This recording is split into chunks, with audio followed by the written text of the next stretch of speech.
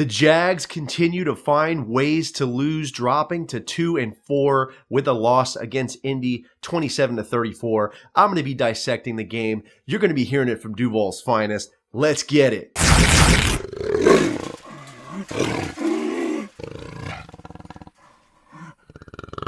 What's good, everybody? It's Andrew coming back at you with another episode of the Jaguar podcast. I'll be doing a game recap of the Week 6 matchup between the Jags and the Colts. So let's get into it. The Jags should have won this game, found a way to lose, unfortunately. I was watching this in Nashville, Tennessee. We were out of town, so I apologize to everyone for not live streaming the past 2 weeks. The other week I had to go to a family funeral. So sorry about that, though. There'll be a live stream this Sunday for the Giants game. So come hang out with us and we'll react to the game. But jumping into this, the Jags, again, should have won this game. Matt Ryan lit us up. He was 42 for 58, had 389 yards passing, 3 touchdowns. Michael Pittman Jr., he had a ton of catches, 13 receptions, 134 yards. Trevor Lawrence was pretty good in this game. 20 of 22, 1 touchdown. He had 165 yards passing. He also had 2 rushing touchdowns, which was pretty awesome. So he was definitely showing off his wheels in this game. But let's go into the game recap real quick and game summary. To start off with, ETN had a really nice run in the first quarter, a 49-yarder, and almost took it to the house, but was stopped short of the end zone. Lawrence, next play, would get sacked by DeForest Buckner, but then the Jags would redeem themselves with a couple of nice plays, running plays. James Robinson had a nice run, and then a reverse pitch to Jamal Agnew, and he almost punched it into the end zone, but was stopped short. Lawrence would then punch it in for a touchdown with a quarterback sneak. The Jags would go up 7-0 early in the first quarter. And then, the next drive, the Colts, were going down the field, but the Jags defense managed to get a stop and hold them to 3 points. So the score would then, be 7-3 Jags. Chase McLaughlin would hit a field goal there. Then the next drive, Jermichael Hasty, our third running back for the Jaguars, would have a crazy long touchdown run there, and the Jags would go up 14-3 in the second quarter. Matt Ryan, the next drive, would kill us with crossing routes to Michael Pittman Jr., and then they would eventually score there with a touchdown pass to Paris Campbell. So the score would go 14-10. Jags were still up. Jags would then hold the Colts to a field goal at the half. The score would be 14-13 Jags at halftime. The next half, the Jags would come out with a nice drive there. ETN had a couple of nice runs. Then there was a throw there to Tim Jones, pretty much leaving the ball on the goal line. And then Lawrence would punch it in with another touchdown run.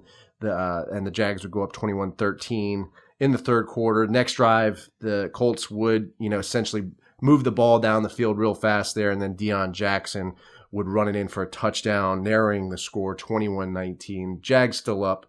And then the Jags would have another drive there to respond, but end up, getting stopped essentially on fourth down, trying to run a speed option play to ETN. It just didn't work out. It was kind of a stupid call, honestly, in my opinion.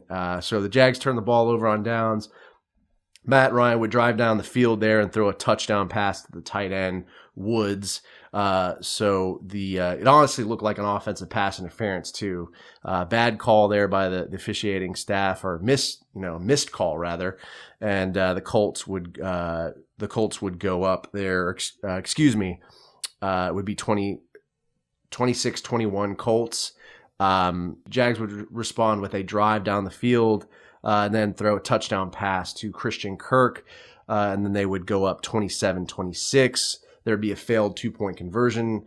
We're never really good with 2-point conversions. I don't know why we went for it there, but, anyways, it is what it is. Then the Colts would respond late there in the fourth with a touchdown pass from Matt Ryan to Alec Pierce. Would burn Shaq Griffin essentially on this play. You guys know how I feel about Shaq Griffin. I think he's one of the worst free agent pickups of 2021/2022. This pretty much lost the game for the Jaguars. The Colts would then go for a 2-point conversion and get it, and would go up 27-34. There was kind of a wild play there at the end where the Jags tried to, they got the kickoff, and then they tried to run a play there and lateral it, but then it just ultimately failed and they lost the game. That was that pretty much. The Jags defense didn't play well.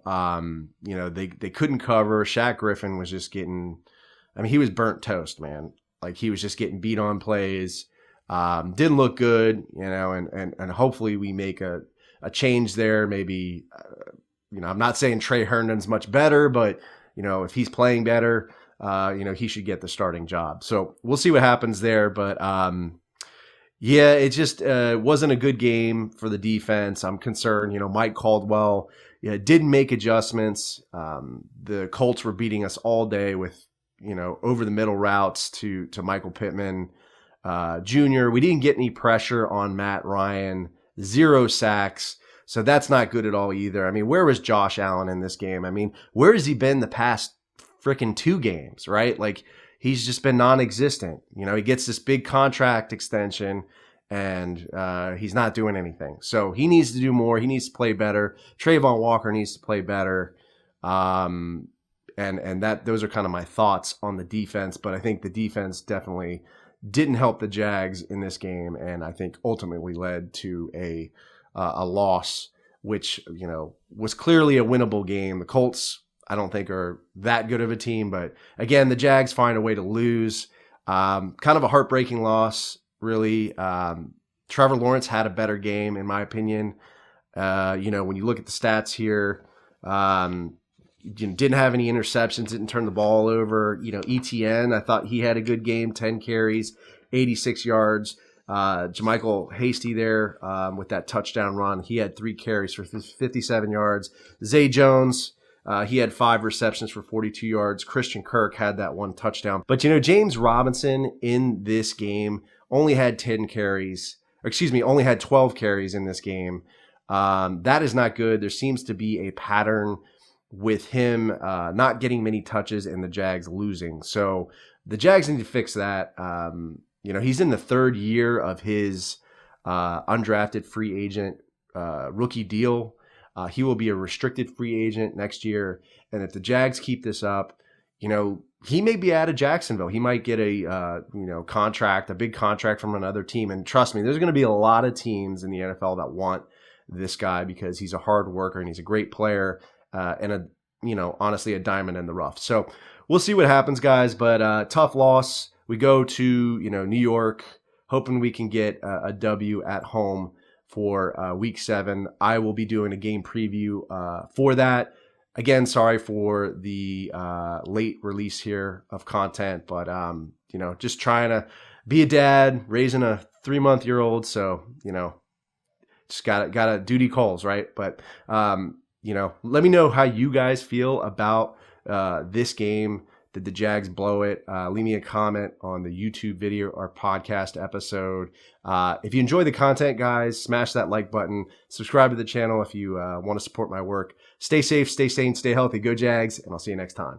Duval! What's up, everybody? It's Andrew from the Jaguar Podcast. Hope you enjoyed the video, and if you did, there's more content over here. Don't forget to subscribe to the channel as always. And remember, this is a podcast, so you can find this pretty much wherever you find podcasts. There I'll be doing interviews of current and former Jaguars players, including Joe Schobert, DeJuan Smoot, Shaq Quarterman, etc. And I also do interviews of former Jaguars players, including Natron Means, Jimmy Smith, Tom McManus, etc. So be sure to check out the podcast, subscribe to it, stay safe, stay sane, stay healthy, go Jags, and I'll see you next time.